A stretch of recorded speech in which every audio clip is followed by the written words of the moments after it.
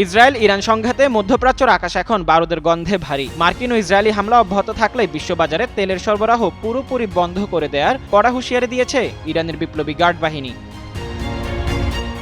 মঙ্গলবার দেশটির বিপ্লবী গার্ড বাহিনী সাফ জানিয়ে দিয়েছে, হামলা না থামলে মধ্যপ্রাচ্য থেকে এক ফোঁটা তেলও বিশ্বের কোথাও যাবে না। এক কথায়, এই অঞ্চল থেকে 1 লিটার তেলও রপ্তানি করতে দেওয়া হবে না। তেহরানের এই হুমকির জবাবে পাল্টা হুঁশিয়ারি দিয়েছেন মার্কিন প্রেসিডেন্ট ডোনাল্ড ট্রাম্প। তিনি স্পষ্ট জানিয়ে দিয়েছেন, জ্বালানি সরবরাহে বাধা দিলে ইরানকে এমন এক ভয়াবহ পরিণতির মুখোমুখি হতে হবে যা থেকে পুনরুদ্ধার করা তাদের পক্ষে আর সম্ভব হবে না। ডোনাল্ড ট্রাম্প বলেছেন, ইরান যদি গুরুত্বপূর্ণ হরমুজ প্রণালী দিয়ে তেল সরবরাহ বন্ধ করে দেয় তবে দেশটিকে আগের চেয়ে অনেক গুণ শক্তিশালী হামলার মুখে পড়তে হবে। ট্রাম্প দাবি করেছেন যে যুক্তরাষ্ট্র ইরানের সামরিক বাহিনীর ব্যাপক ক্ষতি করেছে। তিনি ভবিষ্যৎবাণী করেছেন যে তার নির্ধারিত 4 সপ্তাহের সময়সীমার অনেক আগেই এই সংঘাত শেষ হবে। তবে এই যুদ্ধের বিজয় বলতে ঠিক কী বোঝানো হচ্ছে তা তিনি স্পষ্ট করেননি। ভবিষ্যৎ হোক নিরাপদ, বিনিয়োগ হোক বিশ্বস্ত, আর আমার পছন্দ সল্ট বে।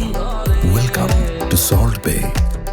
এদিকে চলমান যুদ্ধের কারণে ওই নৌপথে পণ্যবাহী জাহাজ চলাচল ইতোমধ্যে চরমভাবে বিঘ্নিত হচ্ছে। মার্কিন প্রেসিডেন্ট এর আগে যুদ্ধ শিগগিরই শেষ হবে বলে মন্তব্য করেছিলেন। জবাবে ইরানের রাষ্ট্রীয় সংবাদ মাধ্যম প্রচারিত এক বিবৃতিতে IRGC বলেছে, তারাই যুদ্ধের সমাপ্তি নির্ধারণ করবে। একদিকে ইরানের বিপ্লবী গার্ড বাহিনী হরমুজ প্রণালী সহ পুরো অঞ্চল থেকে তেল রপ্তানি বন্ধের হুমকি দিয়ে বিশ্ব অর্থনীতিকে অচল করার বার্তা দিচ্ছে, অন্যদিকে প্রেসিডেন্ট ডোনাল্ড ট্রাম্প সামরিক শক্তি প্রয়োগের মাধ্যমে ইরানকে পুরোপুরি গুঁড়িয়ে দেওয়ার হুমকি দিচ্ছেন। দুই শক্তির এই অনর অবস্থানে বিশ্বজুড়ে এখন তেলের বাজার ও নিরাপত্তার প্রশ্নে চরম উদ্বেগ বিরাজ করছে। মোজাম্মেল পায়েল, যুগান্তর নিউজ।